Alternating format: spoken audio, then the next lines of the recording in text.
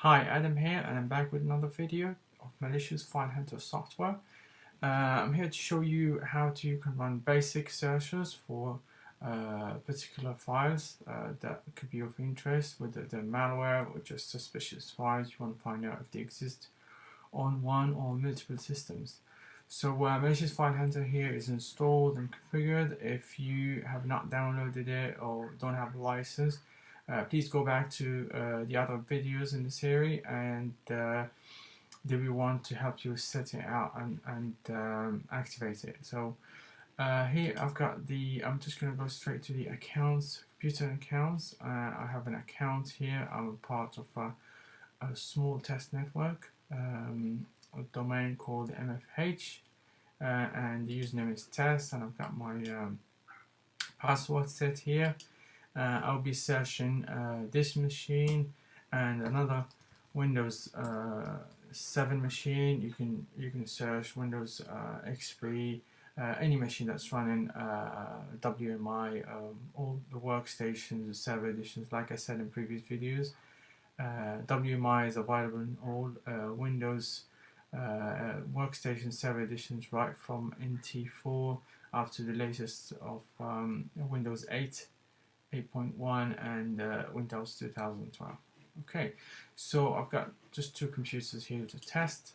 So now I'll be searching simply for just svc host, vchost.exe. So this is how you can search for just one file.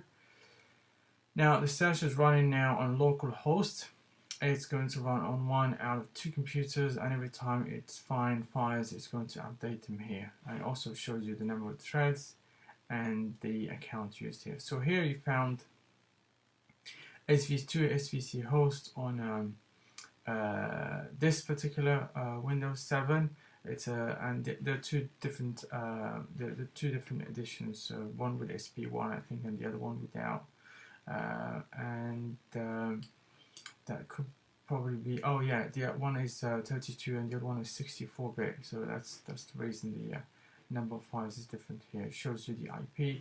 You can see more of the attributes here of the files, so you can see whether the file is compressed. I'm going to resize this Windows a bit here, or encrypted, hidden, readable, etc. So I'm just going to take that out now.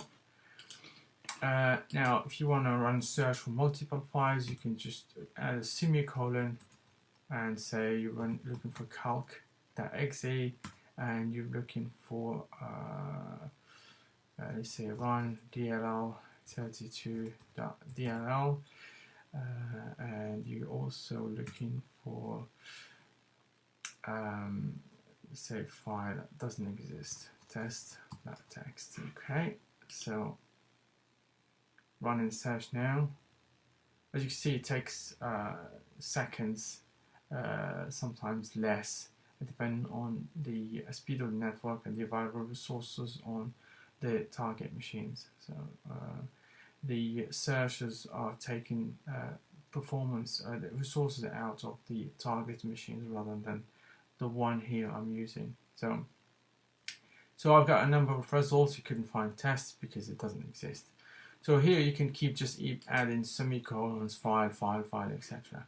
Now let's say you know the name of the file, but you don't know the extension. So I've got some files here I've created. They're not malware. I've just made up the file. So let's say you're looking for a file that hit your network, just hit a number of users in email, and you don't know which one of them have downloaded the file and which one didn't. So you just want to go out there and see which one have actually downloaded it, which one probably still have the zip format, and which one have extracted it and maybe run it and got themselves infected. So I'll be running a search for fax document, and that will return if there are any .exe or a zip out of them. So let's see if I've got okay, so let's just make a copy out of that and make that a zip.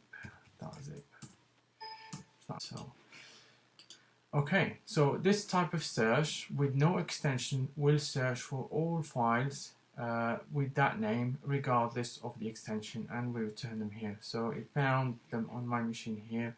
the .exe and the zip, and show you how live the search is. So if I go ahead and just delete this file, the next time I run the search, it will only find one file. So because this is live search, it doesn't rely on any caching. Now let's say you're looking for files that starts with the name fax and fax documents, and you're also looking for files that has SVC host, but you don't know the name, so you can add as many files here. Every time you put semicolons, you tell it malicious file hunter, this is another file I'm looking for. So no extension here. So I'm just going to check all the extensions of all the files with regardless of the extensions, and list them here.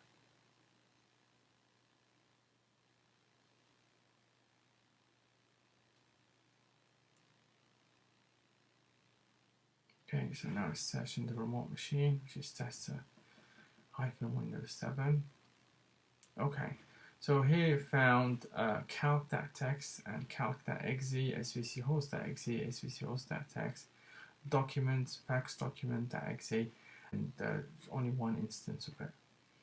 So that's it, just to show you how to run searches for one file and multiple files on the local and remote machines. On the next video, I'll be showing you how to do wildcard searches. Thank you.